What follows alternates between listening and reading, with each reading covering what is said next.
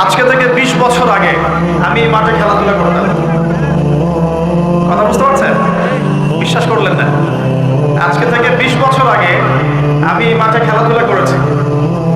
এমনকি একদিন আমার বাবা আমাকে বলেছিলেন, এবং আমি খেলাধুলা খুব পছন্দ করতাম, এবং আপনারা জানেন যে আমি খেলাধুলার সাথে ছিলাম, অনেক দূর পর্যন্ত খেলেছি আলহামদুলিল্লাহ। তো আমার বাবা আমাকে বলছিলেন যে খেলাধুলা করতে যেতে ইচ্ছা করছে। আমি বললাম যে হ্যাঁ। তো আমার মনে আছে ঠিক ওই যে ছেলেগুলো যেখানে দাঁড়িয়ে আছে ওই জায়গাটাতে আমি খেলছিলাম। আমার ব্যাচমেট যারা আছেন এখানে উপস্থিত হয়তো তারা জানবেন বিষয়টা। ক্রিকেট, অবশ্যই ক্রিকেট। আর ক্রিকেট খেললে আমি ব্যাটিং করতাম, বলিং করতাম।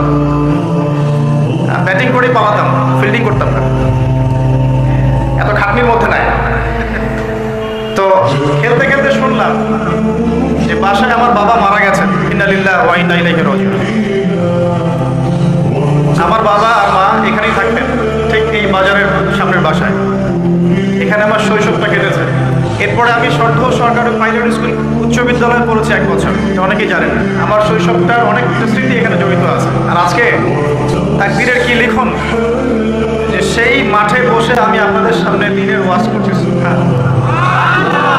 আল্লাহ পাক কিভাবে মানুষের তাকদীর লিখে রাখেন। হয়তো সেদিন আল্লাহ পাক আসমানের উপর থেকে দেখছিলেন এই ছেলেটা যেখানে খেলছে আর 20টা বছর পর সে এখানে ওয়াজ করবে, তাই না? আল্লাহ পাক সব জানতেন না?